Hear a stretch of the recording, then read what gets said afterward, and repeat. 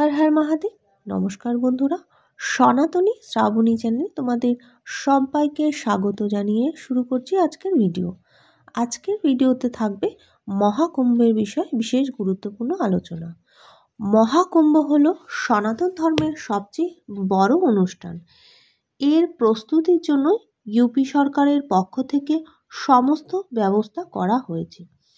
প্রয়াগরাজের যে মহাকুম্ভ, লাখো লাখো কোটি কোটি ভক্তের ভিড় হতে চলেছে। দেশ ও বিশ্বের প্রতিটি প্রান্ত থেকে ভক্ত এবং তা পর্যটকরা আসবেন এই মেলায়। ধর্মীয় বিশ্বাস অনুযায়ী মহাকুম্ভ সব ধরনের কৃতিত্ব প্রদান করার কথা বলা হয়েছে।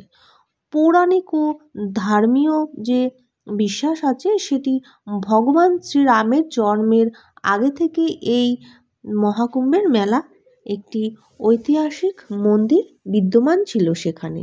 সেই প্রাচীন মন্দিরটি সঙ্গম তীর থেকে উত্তর দিকে রয়েছে। সাপের রাজা বাসুকী সেখানে রয়েছে।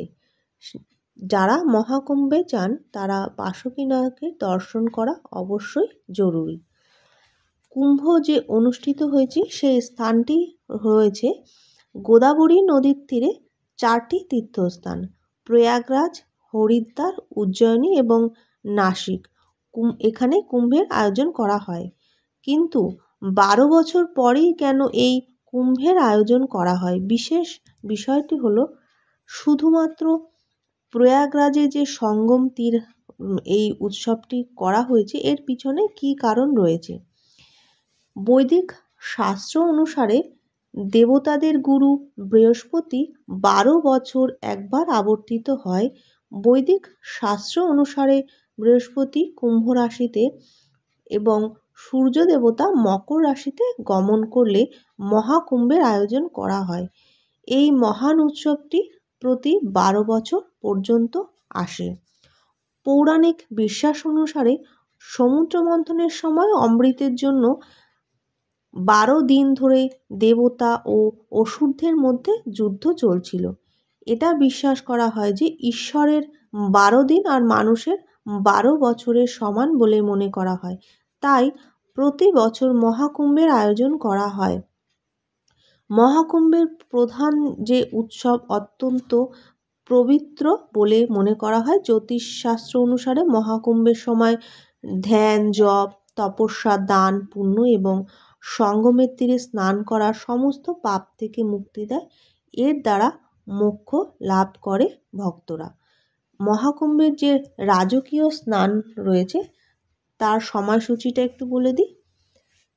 13ই জানুয়ারি প্রথম শাহী স্নান, 14ই জানুয়ারি দ্বিতীয় শাহী স্নান, 29শে জানুয়ারি তৃতীয় শাহী স্নান রয়েছে। এছাড়াও 3রা ফেব্রুয়ারি রয়েছে চতুর্থ শাহী স্নান, 12ই ফেব্রুয়ারি রয়েছে পঞ্চম শাহী স্নান, 26শে ফেব্রুয়ারি রয়েছে ষষ্ঠ ও শেষ শাহী স্নান।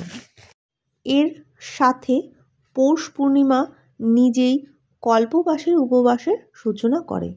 মহাকুম্ভ মেলার সময় ভক্তরা কল্পবাসের উপবাস পালন করে। এর পাশাপাশি মহাকুম্ভে মহাশিবরাত্রির উপবাসও গুরুত্বপূর্ণ বলে বিবেচিত করা হয়েছে। ধর্মীয় বিশ্বাস অনুসারে এই দিন কল্পবাস উপবাস পালনকারী ভক্তরা শেষ দিনে শাহী স্নান করেন। মহাকুম্ভে পড়া শিবরাত্রির জন্য খুবই শুভ এবং এই দিনে স্নান করলে ভগবান শিবের আশীর্বাদ প্রাপ্ত হয়। কারণ কল্পবাস এবং মহাকুম্ভ ভগবান শিবের সাথে অন্তর্নিহিতভাবে যুক্ত।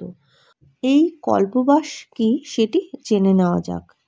কল্পবাস হলো এক ধরনের উপবাস যাতে একজন ব্যক্তিকে নির্দিষ্ট সময়ের জন্য কিছু বিশেষ নিয়ম মেনে সাধনা করতে হয়।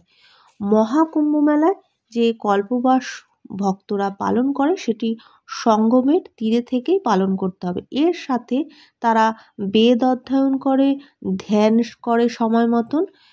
কল্পবাস পালন করলে ব্যক্তির মধ্যে সমস্ত পাপ বিনষ্ট হয়। এর দ্বারা সেও মোক্ষ লাভ করতে পারে। তাহলে আজকে এখানেই শেষ করলাম। ভিডিওটি ভালো লাগলে সাবস্ক্রাইব করে পাশে থাকুন।